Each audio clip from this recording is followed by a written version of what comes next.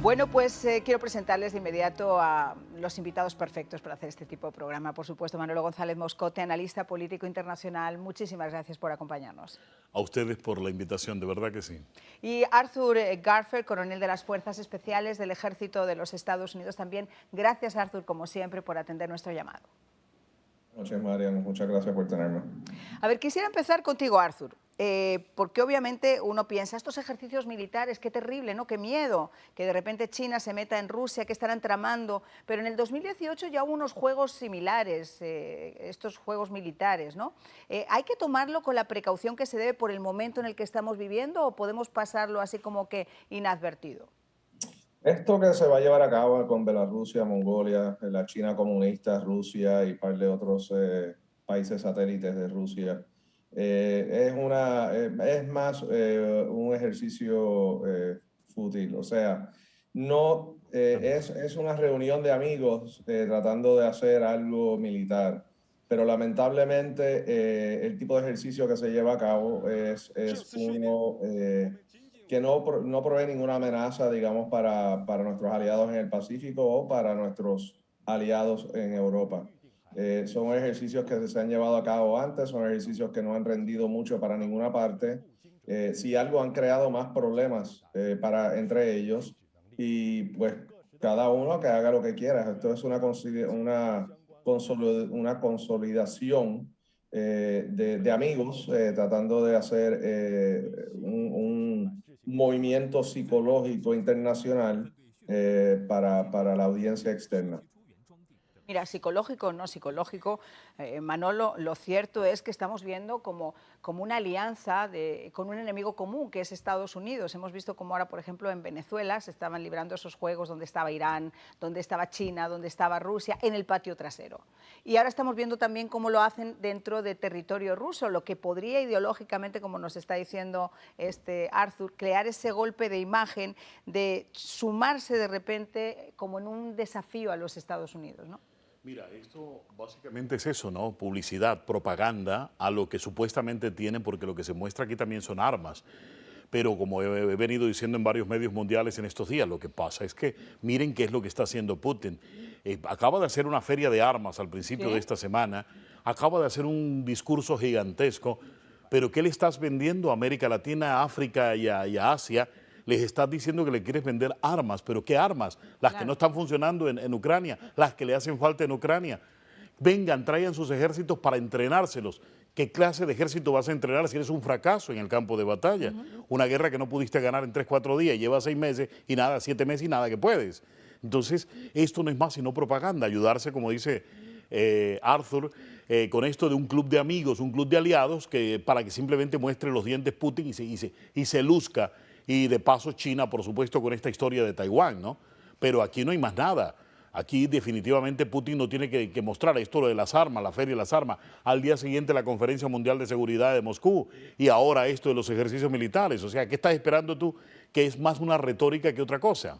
Ahora, hoy se reunieron el secretario general de Naciones Unidas con el presidente turco, con Erdogan, tratando de alguna forma de convencer en Liev, que además es un área fronteriza, que le pillaba bastante bien por una cuestión estratégica a Zelensky. Se reunieron para tratar de ver cómo pueden adelantar ese fin de la guerra, cómo los convencen. Y ahí ha habido dos cosas que han sido claras. Una, que Zelensky ha dicho, aquí no se sigue hablando de diplomacia ni de acuerdo hasta que Rusia no se retire totalmente de los territorios ocupados. Y por otro lado, tengan ustedes cuidado, porque tienen que proteger la central nuclear, que es la central nuclear más grande que existe en Europa, y existe la posibilidad con Rusia dentro, y creo que ha habido ataques muy cercanos a que pudiera haber realmente un accidente. Han estallado cohetes dentro de la central nuclear, solamente que no han impactado los reactores. Bueno, eso es lo que está claro allí. Ahora, la principal preocupación en esta reunión con Erdogan y Guterres es justamente la central de Zaporozhye, no es otra cosa. Claro. ¿Por qué es esa? Porque si esta vuela por los aires, lo de Chernóbil es un paseo frente a lo que podría suceder con esta, que es mucho más grande. Ahora, ¿qué pasa?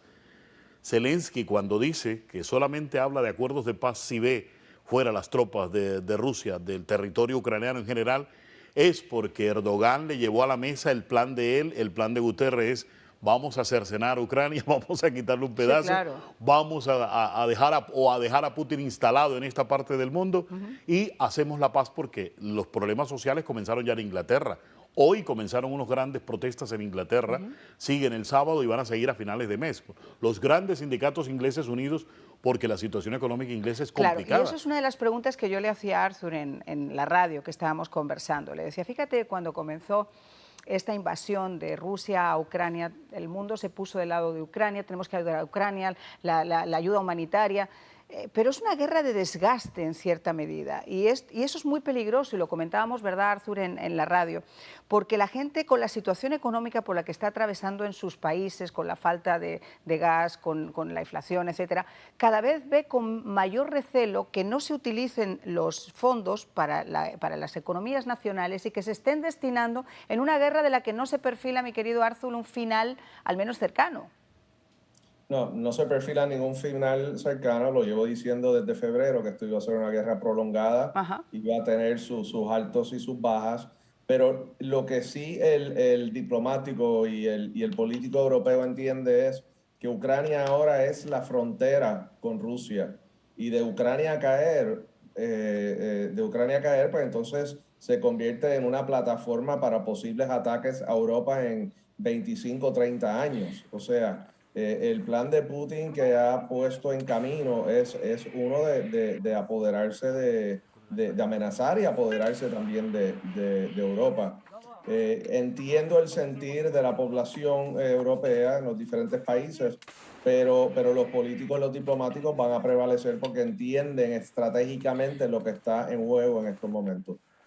Ahora, aquí en Estados Unidos se ha vivido la misma situación. En las encuestas no es lo mismo al principio de la contienda con la situación, por ejemplo, que se vive ahora. Desgraciadamente, cada vez son más las voces que se alzan sobre que se sigan destinando fondos a Ucrania y no se destinen, por ejemplo, a programas que son necesarios aquí en los Estados Unidos. Y la pregunta del millón es si por cualquier casualidad esa ayuda dejara de llegar hasta Ucrania, la guerra tendría un final muy cercano. Y muy terrible a propósito. Si hoy se decide no ayudar más a Ucrania, la guerra termina aquí. Ahora, ¿qué es lo que lleva a que Zelensky dijo lo que dijo hoy? Justo eso. Como tiene armas, como tiene ayuda militar, como se le está girando dinero en cantidades, él se siente fuerte. Como él está recuperando territorio que venía, incluso ha atacado la misma Crimea, que eso era un Claro que sí. imposible pensarlo hace algunos meses. Entonces él se siente fuerte por eso, porque tiene un respaldo, un colchón atrás, que es Grandísimo, Europa, por cierto, que este es muy Occidente. grande, entonces por esa razón actúa como actúa. Y cuando tú vas ganando territorio en una guerra que has perdido, difícilmente tú quieres sentarte en una mesa de negociaciones, porque ya tú te estás sintiendo ganador, que es lo que le está pasando a Zelensky en este momento. Si ves, ese es el problema.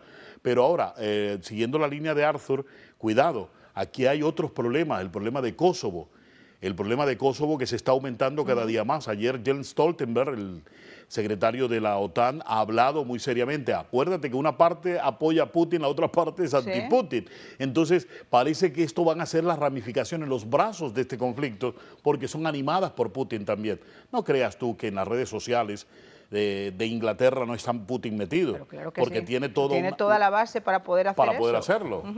Bueno, estábamos diciendo que uno de los fuertes que tiene precisamente Rusia es la posibilidad de emprender esos ciberataques. Ellos son los reyes en las redes y los reyes en ese universo llamado Internet. Otra de las cosas que se ha producido, Arthur, en conexión con todo esto, es que Zelensky en esa reunión también ha aprovechado y ha pedido a los países de América Latina que se desvinculen de Rusia, que no se dejen engañar por el encantador de serpientes. Y eso es algo mínimamente posible, sobre todo con dictaduras como Cuba, Nicaragua y Venezuela, que le han abierto la puerta y además por la puerta grande, ¿no? Claro, o sea, me intriga que Zelensky pues haya mandado ese mensaje, ¿no? Y que lo ha hecho tan público.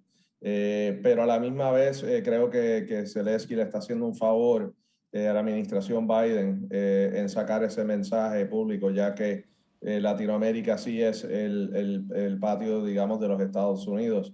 Y hemos visto un crecimiento tanto del Belt Road Initiative, de la China comunista en Latinoamérica, como el aspecto militar dentro de Latinoamérica por todas partes, por la China comunista y por Rusia también.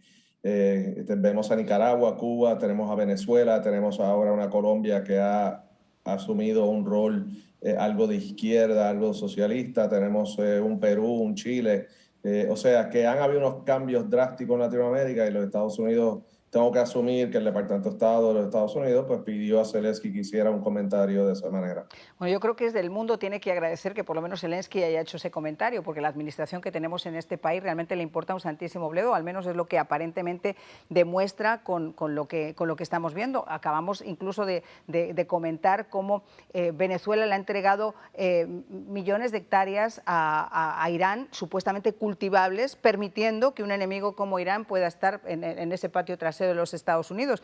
Incluso esto es tan importante que Bruselas está preparando una ofensiva comercial y diplomática precisamente para frenar ese avance de China y de Rusia en Latinoamérica. O sea que no se lo están tomando con tan poco cuidado. Y el tema de Kosovo, que tú estabas haciendo referencia, me gustaría que lo explicáramos un poco más, porque un conflicto con Kosovo significaría un frente abierto importantísimo para Europa en un momento donde además se está debatiendo Rusia-Ucrania. Estaría fuerte. Así es, mira, la diplomacia de la OTAN se está empleando a fondo esta semana porque es que ha habido bastantes, una tirantez en las fronteras. ¿Y qué ha pasado?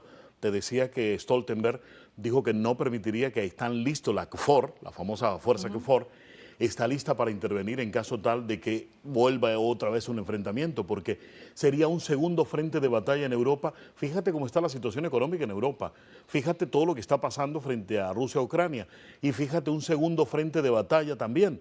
Esto va a debilitar las economías en Europa, los combustibles están fallando. ¿El frente de batalla se libraría entre quién? Entre Kosovo, Serbia. Este problema es...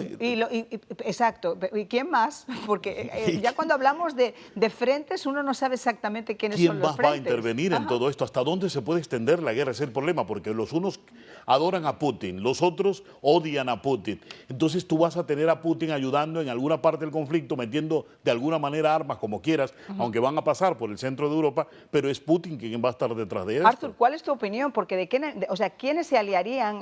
¿Quiénes serían los combatientes en ese posible frente de batalla?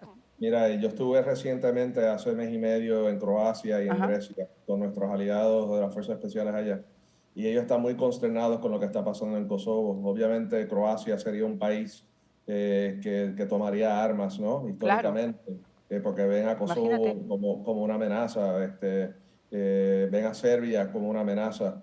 Entonces, pues habrá eso es lo que se dice en inglés un tinderbox ahora mismo. Rusia muy hábilmente ha podido manipular a Serbia y a Kosovo a ciertas cosas a sabiendas de crear la ilusión ahora mismo de que puede haber un estallido en esa región. Recordámonos de la Primera Guerra Mundial, ¿no? De que haya un estallido en esa región, pues entonces va a jalar, ¿no? Mucho apoyo de la OTAN y de los Estados Unidos ahora a una segunda frente, aliviando entonces lo que está pasando en contra de Rusia en Ucrania. O sea, esto es un juego muy interesante que Putin está llevando a cabo. Específicamente hay un caso en Serbia que no se puede hablar públicamente, pero que causa mucha preocupación y que pues recibí un brief muy detallado sobre ello cuando estaba allá. Bueno, espero que en algún momento podamos conversarlo, nos pueda soplar al menos algo de qué se trata, pero sí es cierto que cuando uno entra en un conflicto al menos tiene que saber quiénes son las partes, claramente quiénes son las partes o quiénes se van sumando al paquete y quiénes van quedando afuera. En el caso de Rusia y Ucrania más o menos tenemos listo que es el bloque ruso o es Rusia contra Occidente, aunque la posición de China sea en veremos y la posición de los países árabes, según parece ahora, también está en veremos, que ese es otro tema también interesante. La posición de Irán y del Oriente Medio. Sobre todo de Irán, ¿no? Irán la tiene bastante clara, Irán la tiene clara. Acuérdate que a Irán se le invitó a ser parte de los BRICS, ¿no? Pero ahora después de estos juegos creo que la tienen todavía más clara. Por supuesto, y a su favor, ¿no? Porque ese es el problema, los ayatolás la tienen bastante clara frente a Estados Unidos, aunque han aceptado de determinada manera las proposiciones de Europa para volver a negociar el acuerdo nuclear. O sea, eso los hace volver a entrar como que en el redil de las negociaciones y de esto de no estar trabajando en esto del uranio, enriquecimiento de uranio, y posiblemente se les vuelva otra vez a convencer de que se siga en el anterior acuerdo. Lo cierto es que Irán lo tiene claro con Rusia y con China. Para eso son las alianzas. Acuérdate de esa reunión que hubo en Teherán, en la que asistió Mr. Putin, donde se estaban estableciendo. Ahora, Sí, claro. esto no es una reunión de fuerza, digo yo, más bien esto es una reunión Estratégica. Sí, pero es una reunión donde no te mostraban la fuerza, sino que te estaban mostrando más bien sus debilidades. Son tan débiles que van a tener que unirse. Eso es lo que te demostraba esa reunión, ¿no? ¿Tú tienes el mismo sentimiento, Arthur? ¿Tú crees que esa reunión que mantuvo Putin, por ejemplo, con el ayatolá, es de alguna manera una muestra de sus debilidades o, por el contrario, es algo estratégico de cara a lo que pretenden hacer no sé en qué tiempo? No, Rusia sabe muy bien que Irán es un amigo de los Estados Unidos, sabe muy bien que desde el Ayatollah pues nunca hemos tenido muy buenas relaciones con Irán y nunca lo tendremos mientras exista ese gobierno, ¿no? Esa dictadura islámica árabe en ese país. Pero mira, esto es básicamente Rusia dar frente con Irán y Irán rascarle la espalda a Rusia y hacer un PR move para obviamente para que la gente externa puedan ver que mira, pues si Rusia está con Irán, Irán está en contra de los Estados Unidos, pues vamos a ver cómo es esto. Pero Irán tiene muchos problemas presentemente en el Medio Oriente, o sea, tiene a los Emiratos, tiene a Saudi Arabia, tiene a muchos países que lo están tratando de controlar las ínfugas de grandeza que tiene Irán y de expansionismo. O sea que Irán también tiene sus problemas y no se pueden poner ellos ahora a apoyar de ninguna manera militar a Rusia. Bueno. Sí sabemos de Hezbollah y Pasdarán y todas estas organizaciones, sí están en Latinoamérica, sí tienen santuarios en Latinoamérica. Campos de entrenamiento. Y están operando y vemos un avión que lleva varado ya 2 meses en Ezeiza, en Argentina, que se ha utilizado por Irán para hacer fechorías terrorísticas. Bueno, pues en este poquito tiempo que tengo, sus conclusiones, Manolo. Bueno, mis conclusiones, estamos a la expectativa sobre todo de esto, lo de Zelensky, ¿no? Lo que ha dicho hoy. A mí una de las cosas que más me preocupa en medio de toda esta guerra, bueno, los muertos, lo que tú quieras, es un desastre en Zaporozhye, en la central nuclear, porque conozco la zona, porque he estado en la zona y créeme que esto es bien complicado si llega a pasar. Estuve en Chernóbil muchas veces y ahora ver que esto podría pasar también allí, eso va a ser muy triste porque esto sería 1000 veces más el problema de